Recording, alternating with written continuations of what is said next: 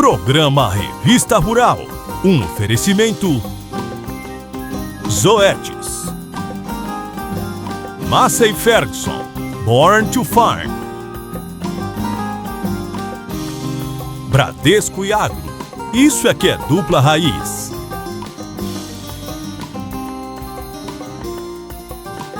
Tortuga, há 70 anos liderando o avanço no campo.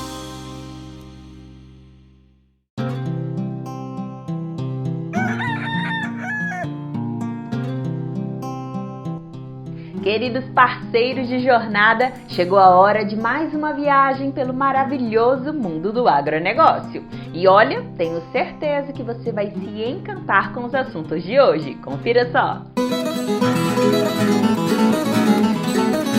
Uma ovelha que serve para quase tudo. Um jeito criativo de garantir água o ano todo. A produção de batata através de broto semente. Lavoura de macaúba é boa alternativa para o produtor. Começa agora o programa Revista Rural, a sua revista eletrônica do agronegócio.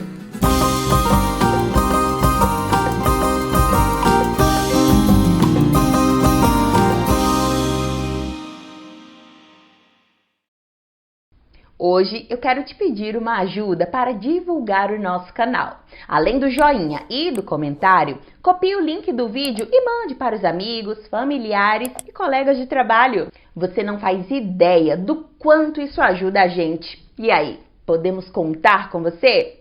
Então, muito obrigada de coração!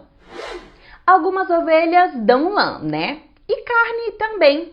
E ainda tem o leite, o que transforma esses animais numa verdadeira fábrica de matérias-primas para diversos produtos.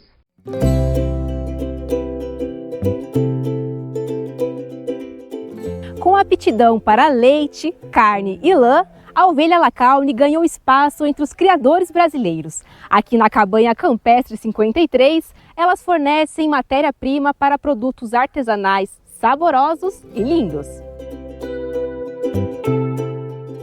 A região de serra, que combina altitude e clima ameno, foi o local escolhido para a criação de ovelhas tipicamente francesas e adaptadas ao Brasil. A gente tem 60 ovelhas e a gente sempre busca dividir as ovelhas de acordo com a fase de manejo e idade que elas estão também. Então a gente tem algumas baias só para macho, baias que as mães estão prenhas, baias que elas já tiveram bebês. Então assim, no momento a gente está com a maioria das baias ocupadas com ovelhas que estão para ter bebê nos próximos 15 dias, que é a idade que a gente está aqui no ano, né? Então essa aqui, por exemplo, que a gente está no momento, essa aqui a gente tem as ovelhas que elas estão um pouco mais perto para dar nesses 15 dias. A gestação da ovelha, elas são 5 meses. Os 3 primeiros meses não tem sinais, elas ficam todas juntas. E depois, nos últimos 2 meses, a gente vai dividindo de acordo com a idade. Então, elas estão mais perto, elas vêm para outra baia. Estão mais longe, elas vão para outra. E daí a gente vai dividindo esses grupinhos. Aqui no Ovril, a gente tem 3 baias que a gente chama de maternidade. Por quê? Quando o bebê nasce, a patinha dele é muito pequena e molinha. Como o ovril todo ele é ripado, ou seja, ele tem esses buraquinhos aqui para poder cair, né, o cocô, o xixi, as fezes dos animais, pode ocorrer com o filhote, quando ele é novinho, de prender a pata. Então a gente tem 3 baias, que são essas 3 últimas aqui, que o espaço, né, das ripas é menor. Então quando o bebê, elas estão para ter o bebê, a gente já põe desse lado, que aí ele vai nascer num lugar mais propício. Também é mais fechado, então é mais protegido para os bebês. Então são as baias de maternidade. Tem 2 animais ali que não são ovelhas. Tem 2 animais ali que elas acham que são ovelhas, tá? Então elas são ovelhas. Ah, tá bom. Mas elas são cachorros de pastoreio, da espécie pastor maremano. Elas são fêmeas, né? Que é a Roxi, que está em pé, e a Mirai, que está deitada. E elas estão aqui para proteção do rebanho. Então, se aparece algum animal, alguma coisa, uma ovelha está fora do lugar, elas vão latir e vão me avisar. Isso já é da espécie mesmo, então é instinto. E nós temos as fêmeas, justamente como eu estava falando dos partos, elas ajudam nos partos. Elas ficam perto das ovelhas que vão parir primeiro. Por hormônio, né, cheiro, Às vezes a ovelha é a primeira cria, então ela precisa de uma ajuda, ela não está entendendo o que está acontecendo. A cachorra vai lá, dá uma lambida para poder estimular e daí consegue pôr o filhote para fora com mais tranquilidade, né? Então elas ajudam muito no parto e essa parte da gente também elas ajudam. Que a ovelha adora parir assim de madrugada. E pra cá é a maternidade? Pra cá, então, a gente tem a última baia de maternidade, então a gente tenta sempre colocar desse lado. Numa lógica, né, que o bebê vai crescendo e ele vai passando de baia junto com a sua mãe, dependendo da quando ele tá, de 2 meses a 3 meses. E na última baia, que é a baia de desmame que a gente fala. Por quê? O filhote ele já tá ali introduzido com a alimentação. A gente fala assim, quando que vocês colocam a alimentação e tira do leite? Em 24 horas o bebê já tá lá mascando a folhinha, a comida da mãe, porque ele aprende por visual. Então ele vai repetir o que a mãe está fazendo. Só que daí a gente precisa fornecer um alimento específico para esse filhote. E aqui a gente tem o creep feeding, que a gente chama. Que é esse quadrado assim que a gente fez dessa forma aqui no ovril, em que o filhote ele consegue passar nesse espaço, come a alimentação propícia para ele e a mãe não consegue pegar esse alimento, porque é comida, ela vai lá e ela vai querer comer tudo que o bebê está comendo também. E depois ele sai e continua mamando. A gente tem a lâmpada também, que é para poder deixar mais quentinho e ajudar também no crescimento desses bebês. Como a maioria das ovelhas é dócil, mas elas são dramáticas? São muito dramáticas, nossa. Acontece alguma coisinha, ela já, ai nossa, não posso sair daqui. Tá com fome, ela faz um berreiro. Nossa, parece assim que tá sem comer faz uns 3 dias, mas faz o quê? Uma meia hora. Então assim, a ovelha, ela é um pouquinho dramática, eu acho. Ela é um pouquinho dramática. Mas é um comportamento que vocês já estão acostumados. Mas tem alguma coisa que vocês avaliam que pode ser um sinal que o bem-estar não tá legal? Quando ela para de comer e fica isolada do grupo. Então, por exemplo, a gente faz o trato, né? A gente vem, passa a comida e uma ovelha ficou lá no fundo da baia.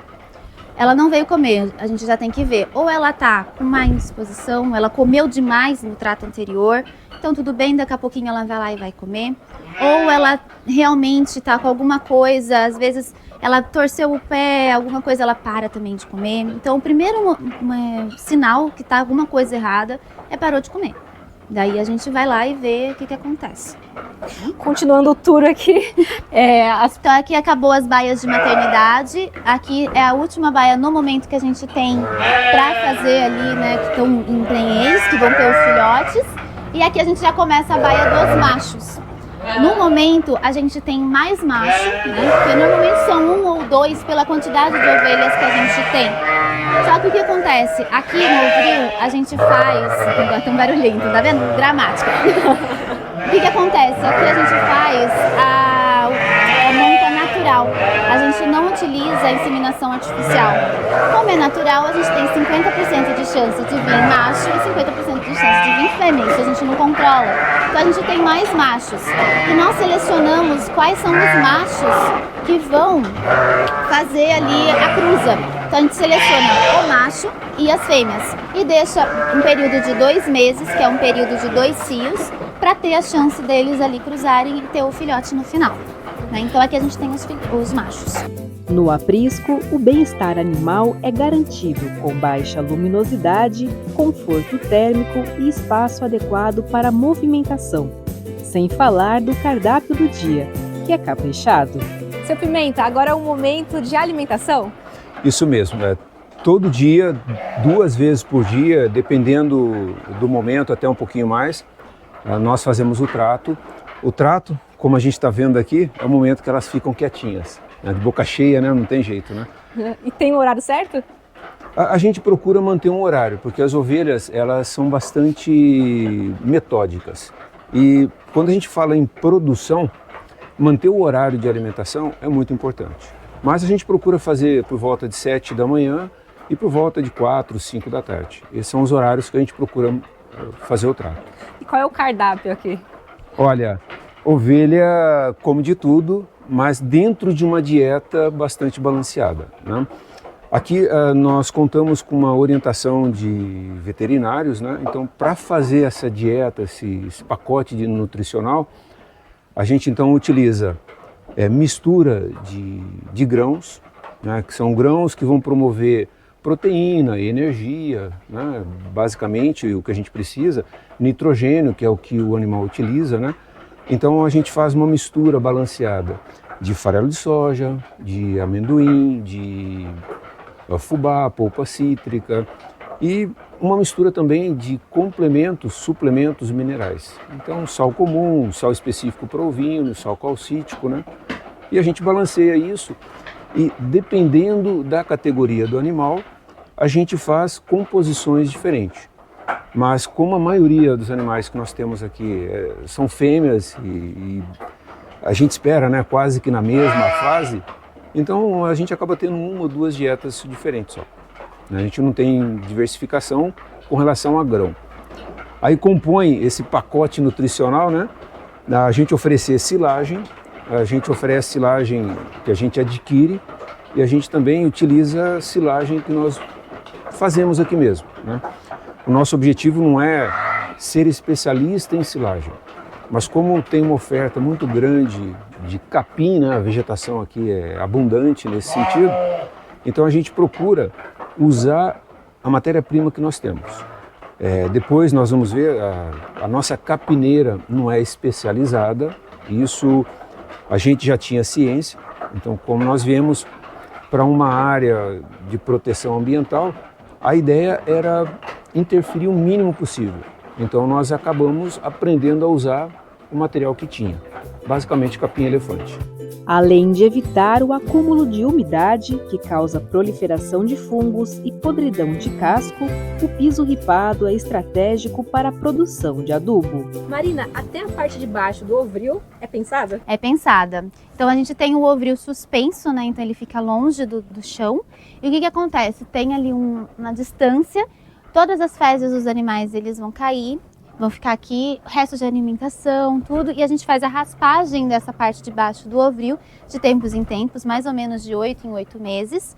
A gente coleta, né, esse esterco e leva para nossa composteira, para poder curtir esse esterco e aí virar um adubo que a gente pode retornar para a capineira. E daí o capim ele vai crescer forte, né, nutritivo, a gente corta esse capim e dá de novo para as ovelhas lá em cima. Então fecha o ciclo, né, fechado, que a gente sempre coloca de sustentabilidade para não ter nem desperdício e nem contaminação aonde a gente está. Então toda a estrutura também ela foi pensada dessa forma, de seguir esse ciclo. Marina, esse foi o último investimento de vocês? Foi o nosso último investimento, um tração meio que portátil. Isso ajuda muito a gente a identificar quais são as ovelhas mesmo que estão prenhas e aquelas que não estão já passar para a próxima monta.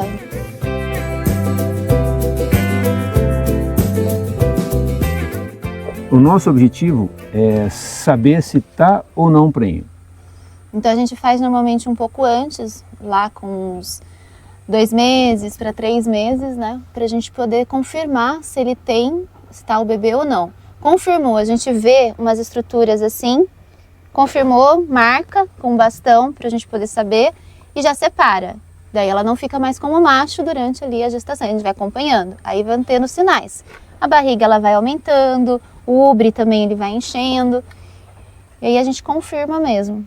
Não confirmou, a gente pega a ovelha, se dá tempo ainda, a gente coloca com outro macho. O importante é o seguinte, é identificar está prenha ou não, e depois num próximo estágio, à medida que a gente vai utilizando o equipamento, a gente vai tendo mais familiaridade, é identificar a condição do desenvolvimento desse cordeiro. Então se alguma coisa não vai bem, a partir de um determinado estágio, por exemplo, a gente consegue ver a batida do coração, então uma coisa é esperar que tudo dê certo e a outra é saber que tudo está indo bem, né? Então tem que ter grande chance de ver essa evolução. O manejo diário reflete tanto no comportamento quanto na produtividade do rebanho, e os resultados podem ser vistos principalmente no momento da ordenha. Olhando aqui a ovelha, a gente já percebe que elas estão em épocas diferentes de gestação. Não é muito distante, mas certamente aqui tem uns 20 dias de uma para outra. Então essa daqui vai começar a encher o úbre muito rápido, né? Mas o produto já está aqui, ela já está prenha e a gente está esperando o momento certo para acompanhar.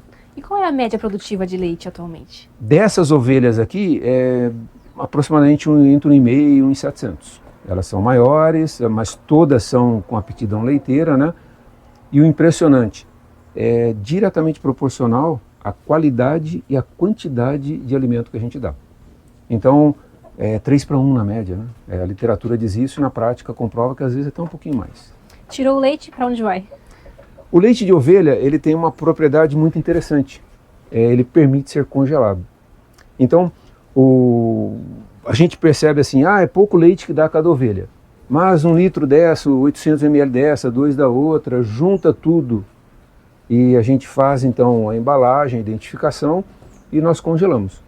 Lógico, a cada ordenha que a gente faz, a gente também colhe a amostra desse material. Periodicamente a gente faz análise para verificar se a qualidade do leite está dentro daquilo que a gente precisa e se a gente não está jogando comida fora. Então, quando a gente faz a análise da qualidade do leite, a gente avalia quanto de gordura, quanto de proteína a ovelha está produzindo, mas principalmente se ela está jogando fora alimento que ela não está processando adequadamente. Então, tudo isso faz parte desse processo de ordenha.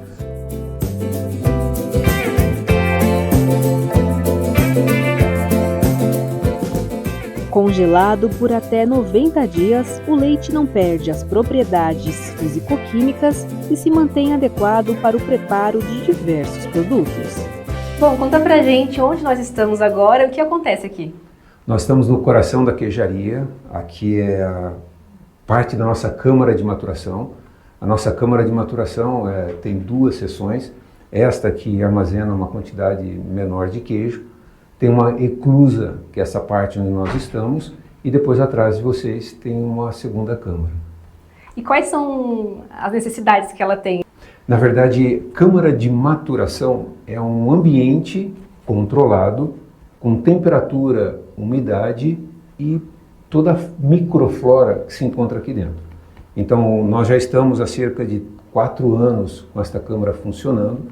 Então, o que a gente tem populando essa câmara é isso que vai dar o aroma, é isso que vai dar parte da textura e principalmente, né, do sabor dos nossos queijos.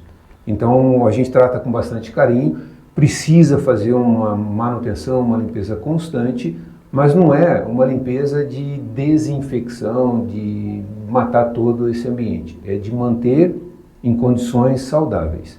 Então o que acontece? Todos os nossos produtos são feitos com leite pasteurizado e quando a gente pasteuriza o leite, a gente acaba, pelo processo de aquecimento, a gente acaba também eliminando alguns organismos, algumas bactérias láticas que promovem sabor, textura, aroma nos queijos. Então, uma forma de recompor isso é a gente cuidar deste ambiente. Então, o nosso queijo, ele acaba trazendo essa compensação quando o queijo visita e fica por um período aqui dentro. E além do ambiente, antes desse produto chegar na embalagem, qual o cuidado que vocês precisam ter todos os dias aqui? Bom, o queijo é um alimento vivo, então cada peça aqui é alimento para o ambiente. E o que a gente faz? A gente controla a temperatura, a umidade e olha só que interessante. Você me perguntou o que a gente faz aqui, né? Então, dá para perceber o aroma? Muito. Então, o que a gente faz? Todo dia eu observo meus queijos, eu verifico se a condição, né, de reação com o ambiente está adequada. Eventualmente, os queijos mais jovens, eles vão ser tomados por uma camada de micro-organismos que vivem aqui dentro. Então, esses micro-organismos é que fazem a maturação do queijo. Então, periodicamente, durante essas inspeções, eu identifico aqueles queijos que precisam ser limpos. Eu vou demonstrar, por exemplo, neste daqui, vamos fazer uma limpeza, por exemplo, deste queijo. Então, esta camada branca para este tipo de queijo não é uma superfície que faz parte da característica desse queijo. Então o que eu faço? Eu removo. Removo mecanicamente. Isso vai alterar o sabor dele? Se eu deixar, ele vai interferir no sabor. Então, como não faz parte das características organolépticas, não faz parte das características físico-químicas, então, este excesso, eu preciso fazer a remoção. O que eu uso para fazer a limpeza? Diferentes tipos de solução. Eu posso utilizar a água somente, eu posso utilizar a solução alcoólica, eu posso utilizar uma solução salina. Então, tudo isso depende da característica e da intensidade do que eu estou vendo. E cada uma destas soluções vão promover sabores diferentes. E na média é isso que a gente faz, né? Então eu faço uma higienização com essa solução,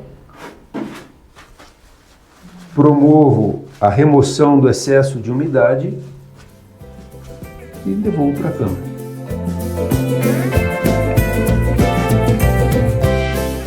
De que forma o tempo vai influenciar? Tem um tempo mínimo e um tempo máximo que eles podem ficar aí? Sim, ele vai influenciar dessa forma. Por exemplo, esse é um exemplo do que o tempo faz com o queijo. Então, neste caso, são queijos pecorino, a receita de queijo para maturação longa. Este queijo é jovem, a forma utilizada é a mesma. Então, a primeira coisa que a gente percebe é mudança de cor, mudança de volume. Ele vai secando, ele vai perdendo umidade e vai ganhando sabor. Para este queijo manchego, em torno de 20 dias é um tempo mínimo. O tempo máximo, a gente não recomenda consumir mais que 6 meses a nossa receita, mas são queijos que vai para ano. Pecorino, 60 dias é uma maturação que a maioria das pessoas tem gostado muito, e 90 dias até 100, 120, são queijos que a gente percebe que o paladar tem agradado muito. No caso dos Morbier, 15 dias de maturação, ele já está num ponto de textura, sabor muito bom e vai até uns 90. Isso para a característica da nossa câmara, né? Talento e criatividade a família tem de sobra, mas a ideia de transformar lã em arte veio da Helena e virou paixão por aqui. Começou a sobrar tudo aquele material e nós pensamos, não é possível, a gente vai jogar tudo isso fora.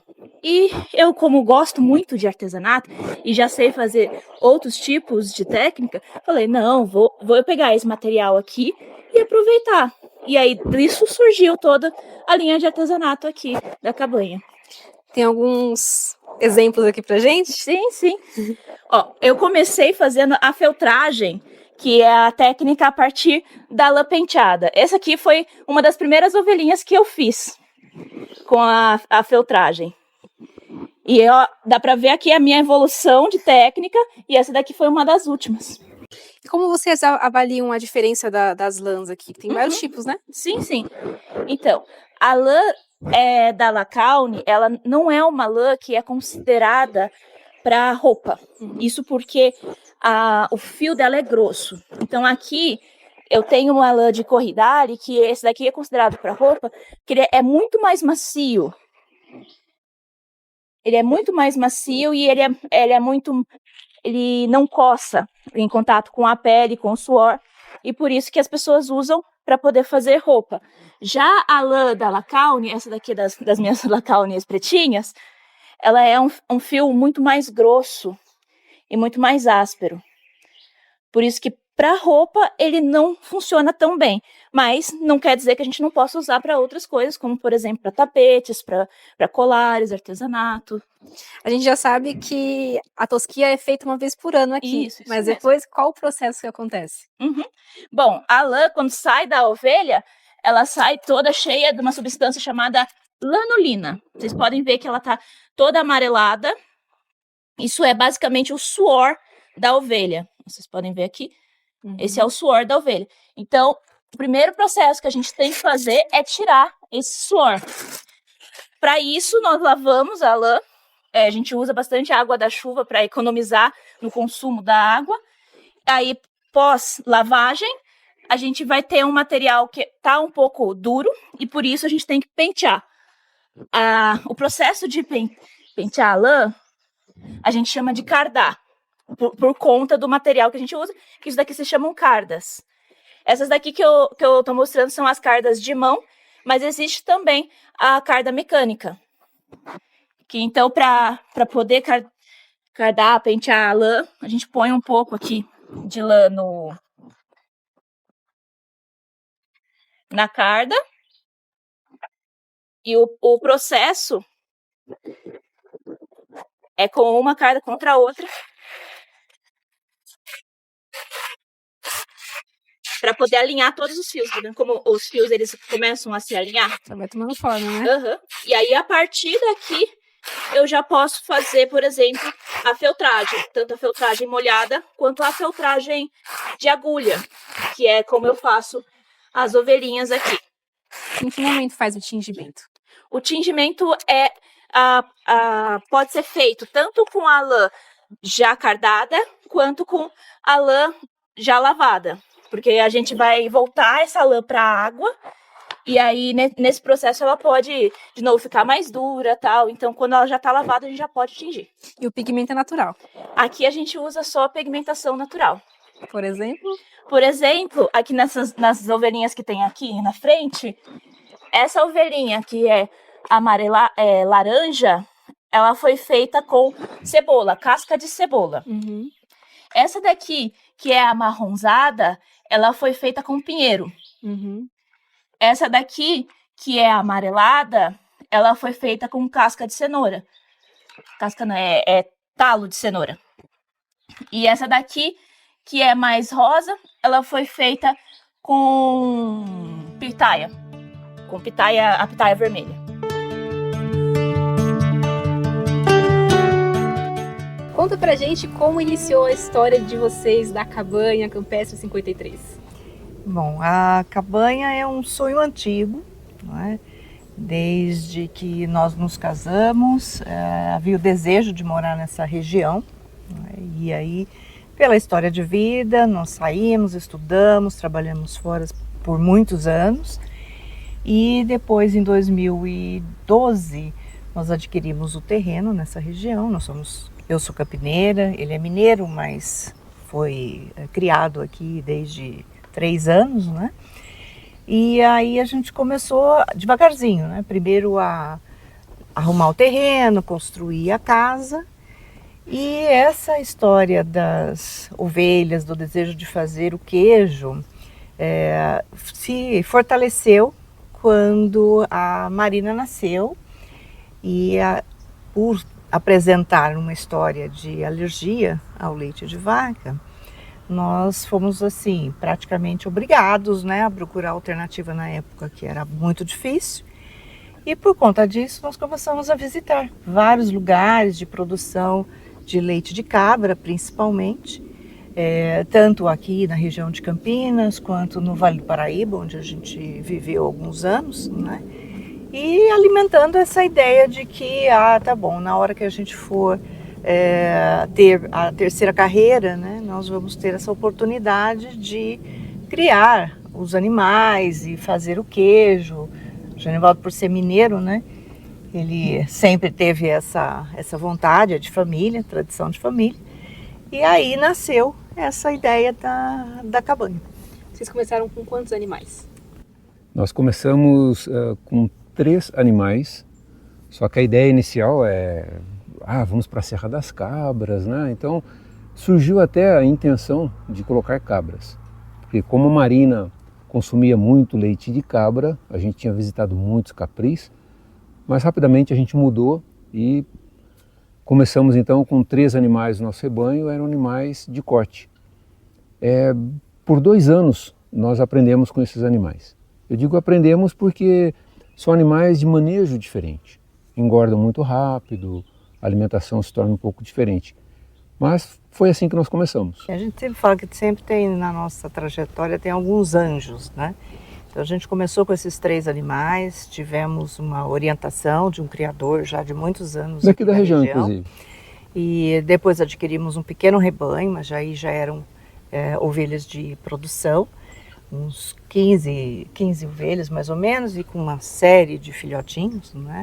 É porque na verdade a ideia surgiu assim, quando nós imaginamos que íamos criar, nós procuramos informação com esse criador. E ele perguntou exatamente o que vocês querem. Nós queremos os melhores animais e procuramos o melhor criador. Ele falou, olha, você adquirir animal de competição para fazer o que você está querendo, não é por aí. Então aprenda primeiro. E foi aí que a gente entendeu que não era animal de corte que a gente queria, não era animal de competição, e sim animais que produziam leite. Começou a produção de queijo, mas hoje tem muito mais coisa, né? Nós iniciamos então com um queijo chamado pecorino, que é o nosso queijo Antares. Depois, na sequência, nós aprendemos a fazer esse queijo de massa lavada, chamado Orion, que é um queijo tipo Morbier. E recentemente, praticamente há um ano, nós fazemos esse queijo bastante cremoso, que é um queijo chamado Cervantes, é um queijo tipo manchego. Todos esses são maturados e nós temos também um queijo sem casca, nosso queijo tipo Boursin, que é o nosso nebulosa.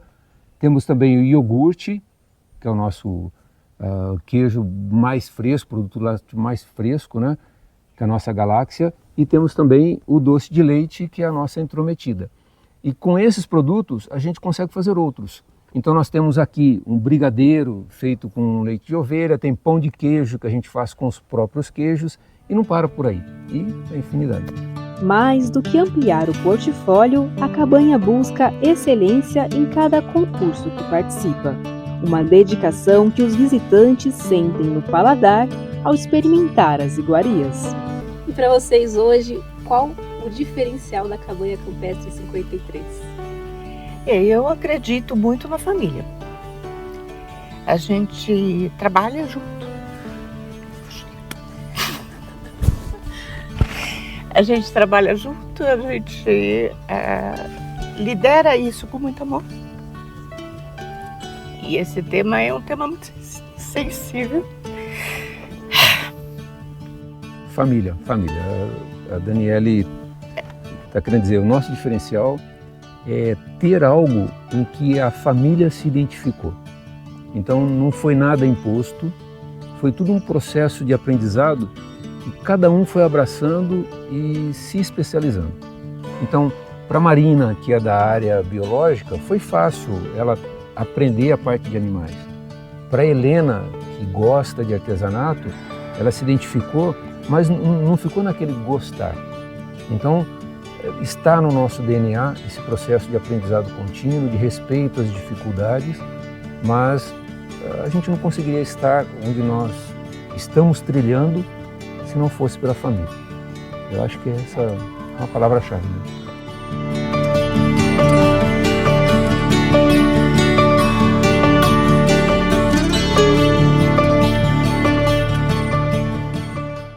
Tá achando legal as reportagens? Tem algum assunto que queira ver aqui? Então comenta aqui embaixo que a gente corre atrás. E fazendo isso, você vai ajudar o YouTube a divulgar o nosso canal para mais gente. Vamos lá? Não custa nada. Estamos contando com você. E queremos agradecer as mensagens de carinho dos nossos espectadores. Cida Maria, Carlos Silva, Joaquim Mazameira, Wesman Bermond, Roberto Nascimento, Reni Ária, Anderson Costa, Luiz Carlos Simões, Miriam Damasceno, Rubijan Chaim, Sítio Ataíde da Costa, Nivaldo Aparecido, Hildo Dias Batista, Luiz Raimundo Soares, Jaguar Viana, Alexandre Gonçalves e o Antônio Costa de Friburgo. Melhoras para você, meu amigo. E não deixem de mandar suas mensagens. É muito importante para a gente. A água é fundamental para qualquer cultivo e nos períodos de estiagem, muitas vezes, a falta dela se torna um grande desafio para o produtor. Uma técnica desenvolvida pela Embrapa vem ajudando a solucionar esse problema. Irrigar as plantas no período de estiagem é sempre um desafio. Coletar água da chuva é uma saída, mas como usar essa água de forma econômica? Tão econômica que dure por muito tempo sem faltar água para a lavoura? A resposta, de acordo com os pesquisadores da Embrapa, tem um nome: irriga-pote. Você coloca um sistema de cano PVC e vem sendo conduzido a água para os potinhos. Então tem o cano PVC que liga uma borracha que é acoplada na tampa do pote. O pote é fechado, não tem problema de dengue, chikungunya, nada. Então é fechado e lá dentro do pote tem uma boia que controla a entrada e saída da água, só isso. E aí a plantinha vai buscar água quando ela necessitar na parede do pote. Simples, dessa forma, todo autônomo. A técnica, muito simples, cai como uma luva para pequenas propriedades, principalmente em regiões onde a água é escassa. Irriga-pote me trouxe uma novidade muito boa, que eu pude plantar diversas variedades de coisas que eu não cultivava aqui na minha propriedade, como por exemplo o amendoim, o feijãozinho, né, que eu plantava em outros locais, mas aqui eu não conseguia plantar o feijãozinho. E aqui eu já, dentro dessa propriedade aí, eu já plantei pimentão, pimentinha, feijãozinho, a ata, que não dava também, não dá fora, ela só dá aí dentro. E diversas variedades de coisa, então nunca me faltou produtos para vender, né?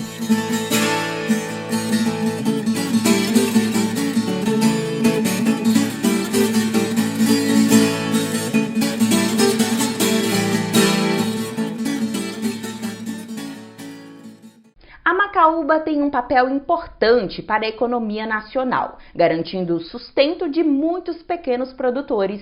Hoje, ela é fruto quase que exclusivo do extrativismo, mas transformada em lavoura, pode revolucionar a atividade.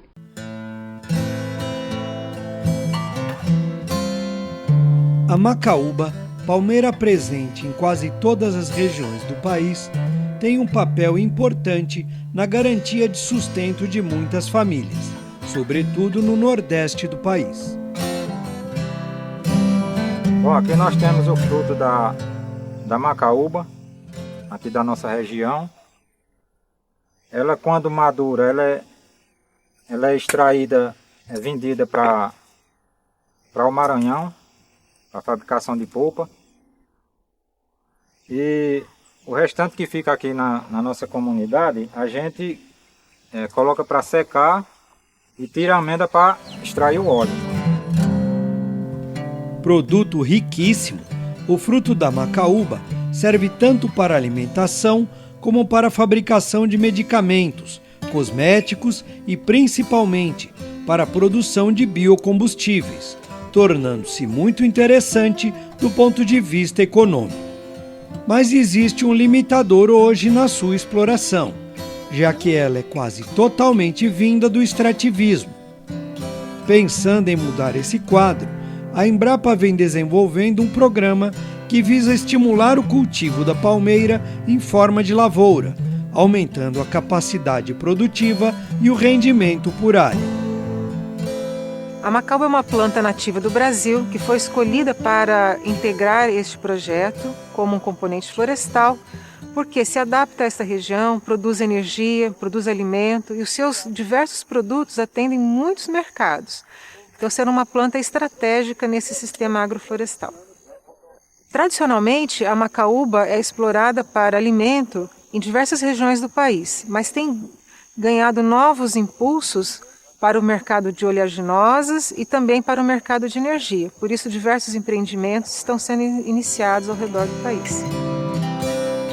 Adotada em sistema de agrofloresta, a macaúba pode ser uma importante parceira de culturas como o milho e o feijão. O aumento na demanda por óleos e fontes de energia aumenta ainda mais o seu potencial nesse sistema. Buscando desenvolver um sistema de produção para a macaúba, estamos desenvolvendo aqui no campo experimental da Embrapa em Barbalha 3 experimentos. O primeiro deles visa identificar materiais genéticos que produzem maior quantidade de óleo aqui na região. O segundo experimento busca as melhores práticas de manejo, que estão relacionadas à adubação e também à irrigação. E por fim, o terceiro experimento, estamos buscando identificar quais são os melhores arranjos de planta que permita cultivar a macaúba em conjunto com culturas alimentares, considerando o amendoim, considerando o feijão calpi e outras culturas alimentares que podem ser cultivadas em conjunto com a macaúba.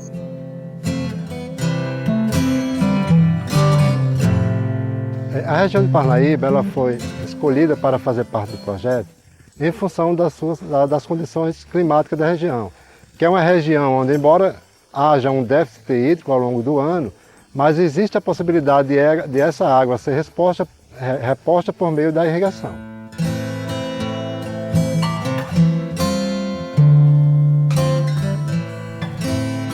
A produção de óleo é também uma boa opção de renda. Antigamente, as famílias da região extraíam o óleo triturando as amêndoas e cozinhando por horas, resultando num produto de baixa qualidade e valor agregado.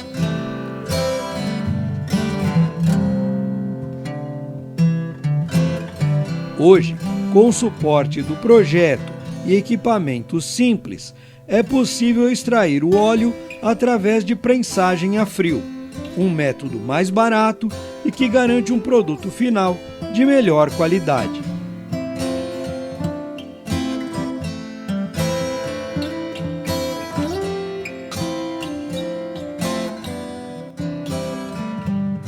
Bom, agora com a chegada da prensa, que é extraído a frio. Então esse processo ele facilita mais a mão de obra do coletor de macaúba, que transforma em óleo. Ela é extraída a frio, não precisa aquecer nem torrar as amêndoas. Melhorou porque diminuiu, né, o trabalho, que a gente o tempo que era para cozer e dá o ponto de ficar para o uso, a gente já tira lá pronto para ser usado. Na renda, a questão é na renda melhorou, porque o que a gente produzia, o tempo que ia para cozimento e tudo, a gente já vai diretamente para prensa, já tira o óleo pronto, já faz a entrega. Aí o retorno financeiro já é mais fácil. Bom, o valor do óleo é R$25, o óleo cozinhado. E o frio é R$30. A gente já está pensando nessa possibilidade de plantar. Inclusive a gente já plantou até umas mudas de macaúba para fazer o teste.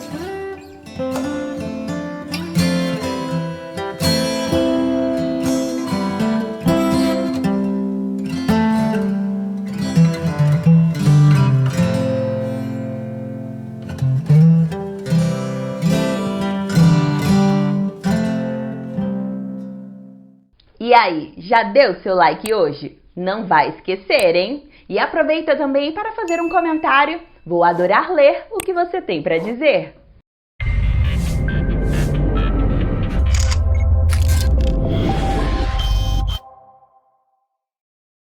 Olá, bem-vindos a mais uma edição do Matsuda em Foco aqui no nosso canal no YouTube. Hoje vamos falar de um assunto muito importante, vamos falar do futuro da pastagem, que começa na tecnologia da semente. E para falar sobre este tema, aqui ao meu lado, um convidado muito especial, o Alberto Takashi Tsuhako. Ele que é engenheiro agrônomo, está aqui na Matsuda há mais de 30 anos e é também o responsável técnico pelo segmento de sementes de pastagens. Taka, seja muito bem-vindo, um ótimo dia para você. Bom dia, Suelen. A Suelen é legal, que ela sempre entrega a gente antes de começar, né? Mas é verdade, tem mais de 30 anos de empresa e realmente é um orgulho trabalhar numa casa assim tão acolhedora, tão tecnológica, tão familiar, né? Como a Matsuda. E vamos falar hoje sobre qualidade de semente, que é um fator importantíssimo para você ter e você estabelecer uma boa pastagem. Ô Taka, então com toda essa sua experiência desses mais de 30 anos, né, como você descreve a evolução do mercado de sementes forrageiras no Brasil e qual o papel da Matsuda nessa história? A semente forrageira ela não começa no Brasil, né? A semente forrageira começa fora. Então as primeiras sementes comerciais eram importadas da Austrália, uma semente de muito baixa qualidade, porque era colhida do cacho. Aí vieram as primeiras umidícolas, o primeiro Colonião, e aí foram entrando Jaraguá, né? Foram os primeiros passos estabelecidos. E aí, quando se começou a colheita de semente forrageira, né, se colhia também do cacho. Só que o pessoal percebeu que a qualidade, principalmente germinativa, né, a porcentagem de germinação é muito baixa, porque a semente forrageira tem uma característica. Depois que ela amadurece, ela cai do cacho. Por exemplo, a soja amadureceu, toda a semente fica na vagem. Milho, depois que amadureceu, toda a semente fica na espiga. Semente de passagem não, conforme vai amadurecendo, ele vai cair no solo. Então, além de ter esse problema de degrama, de deiscência, ela tem uma maturação desuniforme.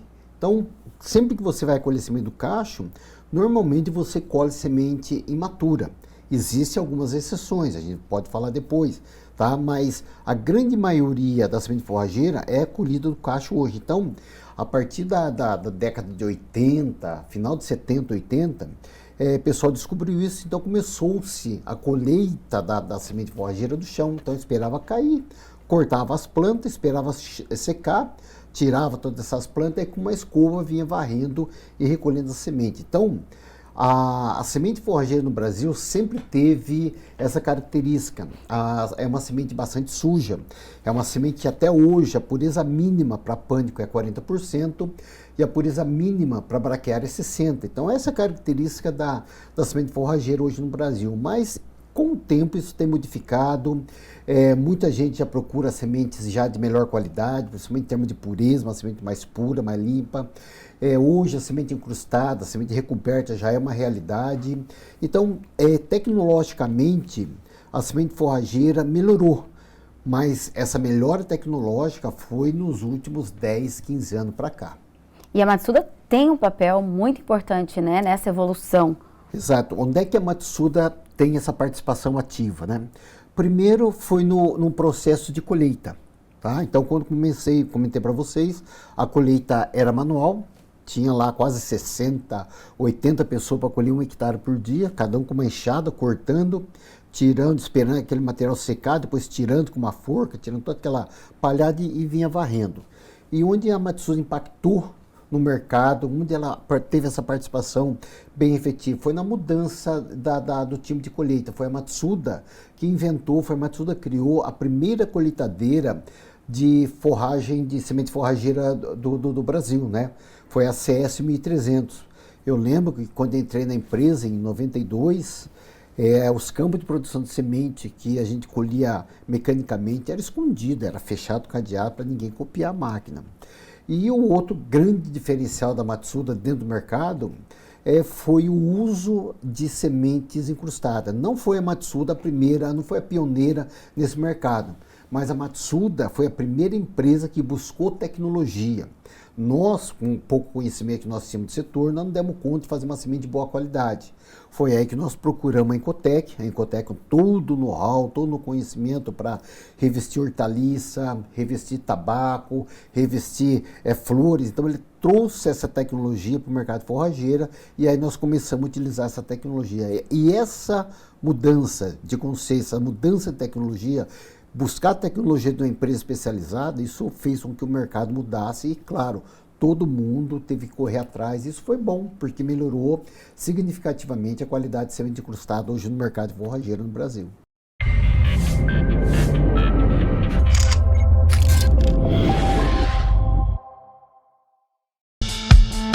Você já viu o RR News dessa semana? Pois olha, ele tá cheio de notícias importantes sobre o agronegócio.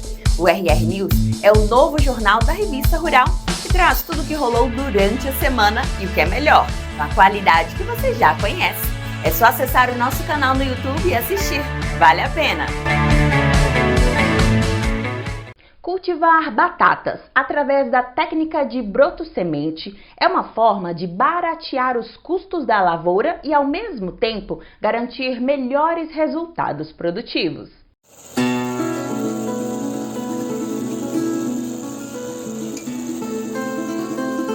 Concorde comigo, não dá para viver sem batata, né? Esse produto, popular em praticamente todas as culturas, tem demanda garantida em qualquer canto do planeta. No Brasil, não é diferente.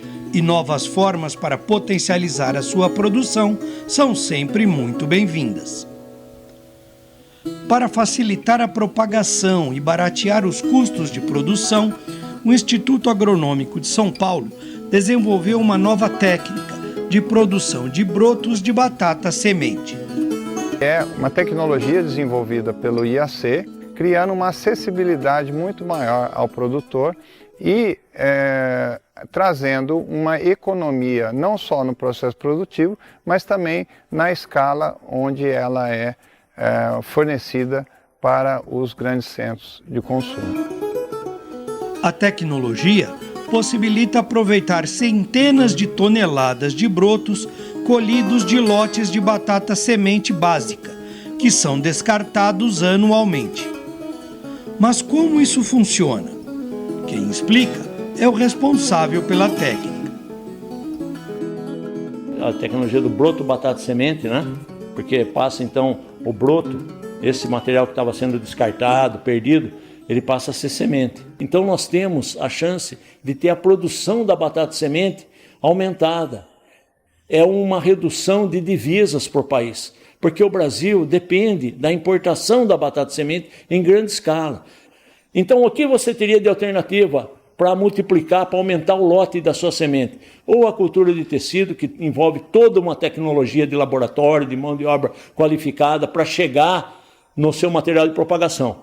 Ou você tem o broto, desde que ele seja desbrotado de uma batata semente básica, livre de vírus. Fazer o aumento da semente básica, livre de vírus, foi a missão que eu recebi do meu chefe, Dr. Álvaro Santos Costa, o nosso líder virologista, quando logo no início, em 78, ele falou assim, olha, seu trabalho aqui vai ser com virose da batata. Nós vimos o potencial do broto que estava sendo descartado, e esse broto que eu digo, são centenas de milhares, são toneladas de broto que está sendo descartado, como sem uso, descarte, poluindo.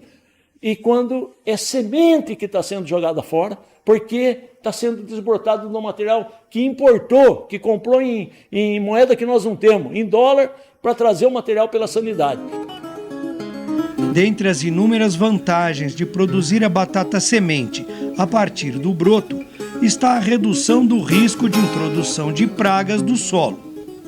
Com a técnica, é possível produzir mudas totalmente livres de vírus. Nós passamos aqui por um monitoramento imunológico, onde nós mostramos o teste ELISA, que é periodicamente acompanhado nessa produção. Então nós fazemos o teste para os principais vírus da batata e temos encontrado zero, mas esse zero de virose não é só de visão e de boca, é com a diagnose imunológica, de forma que o material que é colhido aqui, que é a semente que vai para o campo no ano seguinte, está com toda essa segurança sanitária. Nós estamos aqui mostrando a capacidade, a contribuição efetiva que a ciência e a tecnologia pública, no caso gerado pela Secretaria da Agricultura, através dos seus institutos de pesquisa, pode oferecer ao produtor com essa contribuição, tanto social, econômica e, vamos dizer, também ambiental. Os ganhos são grandes em produtividade, em custo de plantio e até em sustentabilidade. Quem confirma isso é o próprio produtor, que já vem colhendo frutos dessa tecnologia. A gente importa a batata e o broto que seria descartado a gente reutiliza ele, a gente separa ele da batata importada, traz para o telado e planta ele, gerando mini tubérculos a partir do broto da batata importada. A gente vem apostando nesse projeto, que é um projeto que está dando uma batata muito boa, um nível de semente muito bom. E esse projeto mostra bastante uma redução bem significativa em investimento comparado à cultura de tecido. Além da redução de custo que a gente vem enxergando, a gente também vem enxergando a fidelidade genética, a gente sabe o que a gente está produzindo, qual que vai ser o nosso material base de batata. Nós vamos ter condições aqui de poder oferecer a produção de um produto que era originado do descarte. A produção do quê? Do mini tubérculo batata semente. Mini tubérculo batata semente hoje você está falando em torno de 70 a quase R$1 a unidade.